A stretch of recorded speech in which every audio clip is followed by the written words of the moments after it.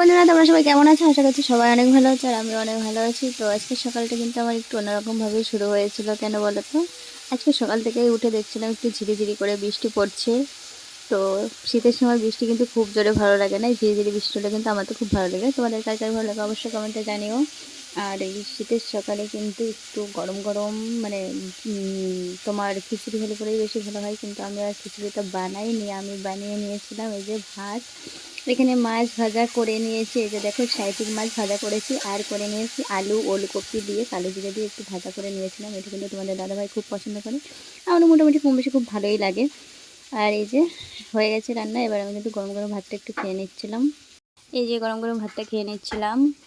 আর এই যে গরম ভাতের সঙ্গে শুধু সাইটিক মাছ বলে না, যে কোনো মাছ গরম ভাতের সঙ্গেই কিন্তু ভাজা খেতে খুবই ভালো লাগে। আমার তো ভালো লাগে। তোমাদের কার কার ভালো লাগে অবশ্যই কমেন্টে জানিও। তারপরে এই যে খাবারটা খাওয়া শেষ করে আমি কিন্তু মেয়েকে রেডি করে স্কুলে দিতে চলে গিয়েছিলাম। আর স্কুল থেকে আসার পথে ভাবলাম যে এত সুন্দর সকালটা তোমাদের সঙ্গে যদি শেয়ার না করি তাহলে কেমন একটা হয়ে যায় না। তার জন্য এরকম মাঠের মধ্যে দিয়ে এখন আমি কিন্তু বাড়ি চলে আসছিলাম, ঠিক আছে। তো ভাবলাম তোমাদের সঙ্গে একটু শেয়ার করে দিই, তাই শেয়ার করে দিলাম। তো সকালবেলা কিন্তু মানে হালকা হালকা বৃষ্টি পড়ছিল, মাঠটা কিন্তু খুবই সুন্দর লাগছিল দেখতে। মানে দেখতে বলতে মাঠ হাঁটতে খুবই সুন্দর লাগছিল। তারপরে এই যে মা বাড়িতে আসার ফলে তোমাদের দাদাভাই বলছিল আমার নখটা একটু কেটে দাও। আর ওর নখগুলো বন্ধুরা এত শক্ত যে কি বলবো, কিচ্ছু বলার নেই। আর ওর পায়ের নখটা একটু সমান টাইপের ছিল, তার জন্য নতুন ব্লেড ছাড়া কিন্তু কাটা যায় না।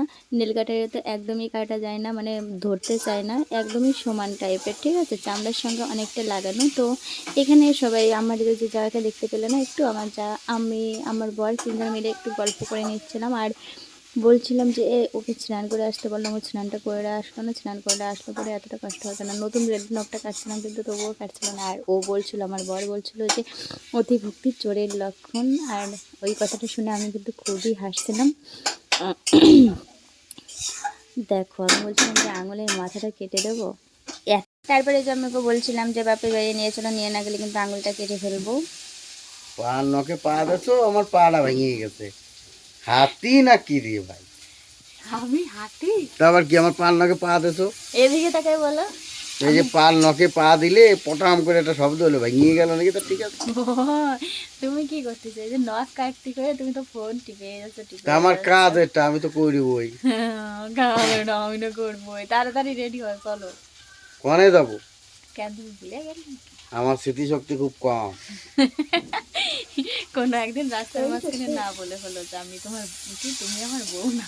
এ তো আমি এখনই করছি, তো পরে কি? ঠিক আছে তুমি এখনই। আমার মনে থাকে না কিছু, এমন কি করে পরে কি মনে থাকে? হ্যাঁ মনে দেয় না। হ্যাঁ। হুম। যাবা না তুমি? No no no no no যাবা না? নো নো নো তাড়াতাড়ি রেডি হও। নো। তারপরে এই যে দেখো আমি ভিডিও করার জন্য চলে এসেছিলাম, ওকে রাজি করালাম অনেক মানে চেষ্টা করে। তারপরে দেখো ভিডিও করতে করতে বৃষ্টি চলে এসেছিল। আর এই যে রেডি হয়ে আমরা কিন্তু বেরিয়েও পড়েছিলাম। হালকা হালকা বৃষ্টি পড়ছিল। আর বরবাবু তো আগেই চলে গেছে ট্রেনের টিকিট কাটার জন্য। আর এখন এই যে আমি আর মেয়ে যাচ্ছিলাম। ও তো খুবই খুশি ছিল যে বনুকে কোলে দিতে পারবে।